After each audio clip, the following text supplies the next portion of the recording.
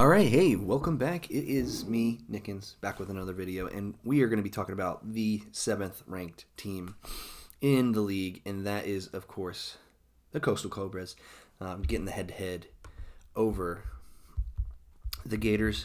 It was a rough year for the Cobras. Started off really strong in terms of 3-3. In comparison to where they finished. 3-3, not a bad start. You're thinking, okay, build off from here. But ran into a really good Eagle squad, got swept. Ran into another really good Pacific Predators squad and got swept. So, yeah, a rough year. And it also matches statistically. The Cobras lost Andy Durand.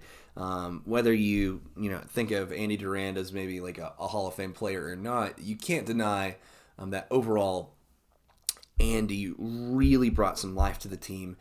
He brought energy. He was still a dynamic player. When you lose a guy like that, you definitely can struggle. We brought in Chris as maybe an answer. Gus is still here, and when you have regression from Brendan, who had an all-star season last year. And Sean had his moments. Drew had his moments, but not a ton of consistency. And you end up with the worst pitching in the league statistically, and the worst batting in the league statistically. You're going to have a rough season as it goes down into it. Now, I felt like a lot of the games here were very momentum based, and once you got the ball rolling, it was really, really tough to stop guys this season. And that's kind of what you saw. And again, I wasn't thinking that it's kind of the same thing with the Gators. On their own, Brendan and Sawyer going 3.16 for Brendan in terms of ERA, and Sawyer going for 2.33. Not bad years at all. But again, when you don't bat, when you don't score points, and you still have pretty good pitching, you lose. And the Cobras were in 1, 2, 3, 4, 5, 6, 7, 8, 9 one-score or two-score games. And again, can be coin flippy, but what's not coin flippy is batting and getting on base and being able to score. And when you're not scoring, you're getting shut out. It's tough. And similar problem with the Gators is that the Cobras just found a lot of struggle scoring this year. The good news for the Cobras is that they have draft picks, whereas the Gators, it's a lot tougher of a problem to pick. You're going to have to give up something. Cobras, they'll be fine. They'll have a good draft pick this next year. The problem is that everybody else in the AL also has a draft pick, and they're all looking to get better.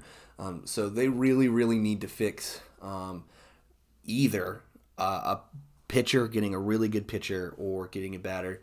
I know Drew's probably looking out for it, but it was a tough year overall. Looking at the individual leaders, I think Sawyer Bean was the most complete player for the Cobras this year. Definitely their MVP. Only a few points behind Drew in terms of average, but had 2 home runs, had a lot of impact. Definitely would breathe life into the team, and also had the best ERA. Brendan had a little bit of a regression here, but it's really hard to follow up a year like that, and teams were definitely focusing in on him, trying to read him. But this is kind of what happens when you have such a great year last year, and you have one of the best draft classes ever. You're kind of at the back of that draft. Chris, I'm sure, is a good player. Didn't get to see a ton from him, but I'm sure he's working. He's getting better. Sean Flynn, kind of numbers that I expect from Sean Flynn, but probably need to put that up for next year.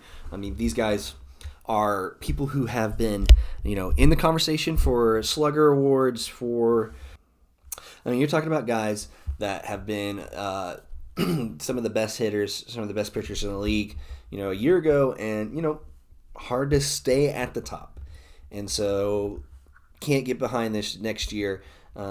Should be an easier schedule in comparison. They had probably one of the tougher schedules in the league, where they had the Preds, the Magic, the Eagles, the Wildcats, and then the Gators, yes, but playing all the AL teams and having the Eagles that went to the World Series is a tough year. But it doesn't get any easier next year because you're playing the D-backs and you're playing the Mallards. So you're going to have to be able to come in next year and say, hey, we've got to improve this, because you're facing a lot of teams that can hit. They have guys who can't hit. So maybe, even though it feels like batting may be the problem where they got shut out a ton, these guys can't hit. So maybe it's like, I shouldn't spend my time on a hitter. I need to get a pitcher. I need to get somebody who's going to be able to throw off these batters. And what you've seen is that a lot of these rookies, you think of Stephen McGlade, you think of Sawyer, you think of other guys in the past who come in, Robles even, who come in, and you don't really know their arsenal, and it's a little tougher to gauge. As they go on, they're easier to find out. See the regression of maybe Stephen McGlade this past year. Maybe you see the regression of some other guys in the past. So maybe pitching is the answer this year in finding a good pitcher for the Cobras. I know I'm thinking a little backwards, even though not the best year hitting. But these guys can hit. They're very momentum-based, and, we will see how they turn out next year. Very hopeful, but let me know what you guys think in the comments. What do you guys think about the Cobras? How do they finish? Do you think they deserve the number 7 spot in Wifflemas? Let me know any other things you think in the comments, and how you're enjoying your Christmas, and if there's anything else going on. But yeah, I hope you have a great Christmas, and I'll see you guys later.